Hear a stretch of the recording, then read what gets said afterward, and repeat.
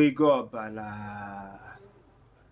ego ọbala Igbo mụrụ nze Igbo mụrụ ọzọ ekene m n'ụbọchị taa o nwere ife nchọ ka mụ na gị nebata anya ọfụma ya bụ ife gbasara ọkpa maka ọgwụ ego ifeta na-asị ọgwụ ego ajụjụ m na-ajụ gị o nwere ife dịka ọgwụ ego ọ ga-amasị m ka ndị ọkacha mmụta n'ife gbasara ọrụ nke mmụọ spiritualist ka ha nyere m aka n'okwu a maka ya bụ ife na-apụzi n'aka ụmụ ntorobịa anyị niile onye ọbụla chọrọ ime gịnị ibute ego mbute onye ọbụla chọrọ itinye aka n'ife rụrụ arụ shortcut to get this money.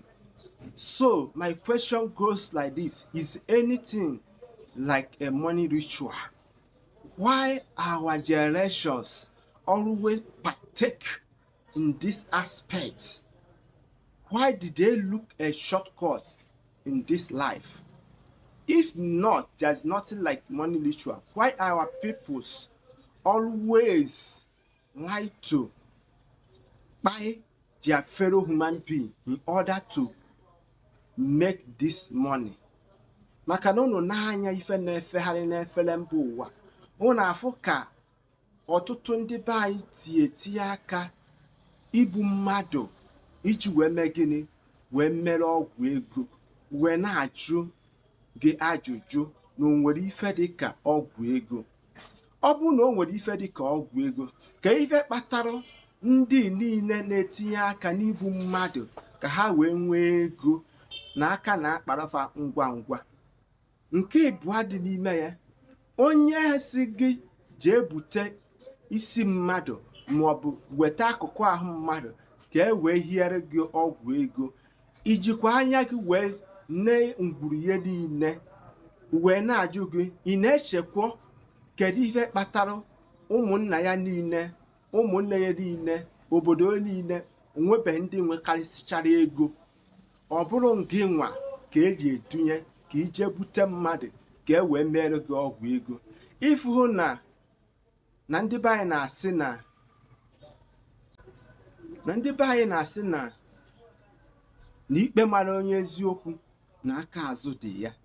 Nwanne m nwoke nwanne m nwanyị, biko site na nchọpụta na nkwenye in the Igbo cosmology, mythology, ethnology, whatever it may be, there's nothing like a money ritual.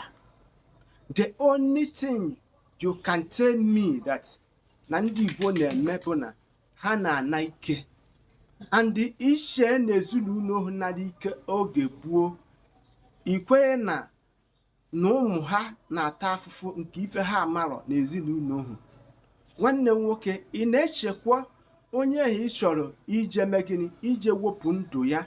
Ị na-eche ife o tekiri nne mụtara onye ahụ na nna mụtara onye ahụ, ife o tekiri ịmụta mmadụ, nọchọọ mmadụ mee ka ọ bụrụ mmadụ, ijizi aka gị nwa je ka ije wepụ ndụ onye ahụ? Unu na-anya ife na-efegharị n'efere mba ụwa, unu afụ ka nwatakịrị nke ife onyonyo dị ebe a ji wee bụrụ nyanwa bụ onye bụ ejent na-eje ezikọrụ ndị mmadụ eje elesi ndị na-eme ife ọgwụ ego. Unu afụka ka nwa ikorobịa nke nọ n'aka nri si wee bue ọyị ya nwaanyị n'ihi iji wee ji ya were mere ọgwụ ego. Wee na-ajụ ndị Igbo ajụjụ, o nwere ife dịka ọgwụ ego? Biko ọ ga-amasị m na ọ bụrụ na ị nwere knowledge of this, please try to express it on the comment section. Please, if the video is interesting to you, the only thing you can do for me, share, like and comment.